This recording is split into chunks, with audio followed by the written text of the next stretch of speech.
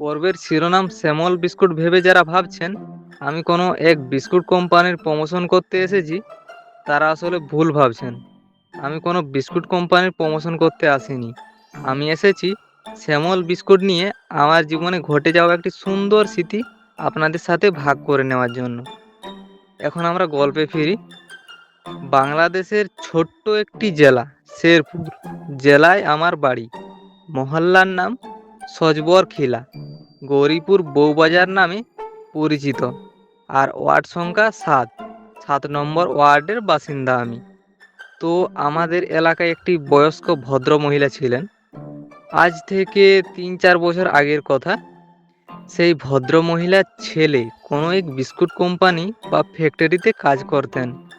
সেই সুবাদে মহল্লার ছেলেরা মানে আমরা তার নাম রেখে দিই শ্যামল বিস্কুট।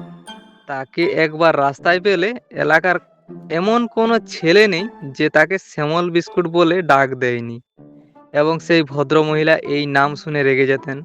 আমরাও আরও বেশি করে বলতে থাকতাম তার সামনে শ্যামল বিস্কুট, কিন্তু তিনি অতিরিক্ত রেগে গিয়ে বকা দিতে শুরু করতেন। গু খা গু।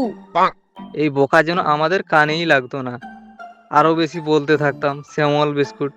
সেই মহিলা সহ্য করতে না পেরে শেষ পর্যন্ত তার পায়ে থাকা জুতো তেড়ে আসতেন আমাদের মারবে বলে। এভাবেই তাকে রোজ খেপানো হতো। হঠাৎ একদিন শুনতে পারি তিনি আমাদের মাঝে বেঁচে নেই। সেদিন এতটাই খারাপ লেগেছিল আমাদের, তা আপনাদের বলে বোঝানো যাবে না। ছোট থেকে শুরু করে যুবক বয়সীরা সবাই উপস্থিত ছিলেন শ্মশান ঘাটে তার দাহ করার সময়। আর সবাই একটি কথা বলতে লাগলেন, গু খাগা।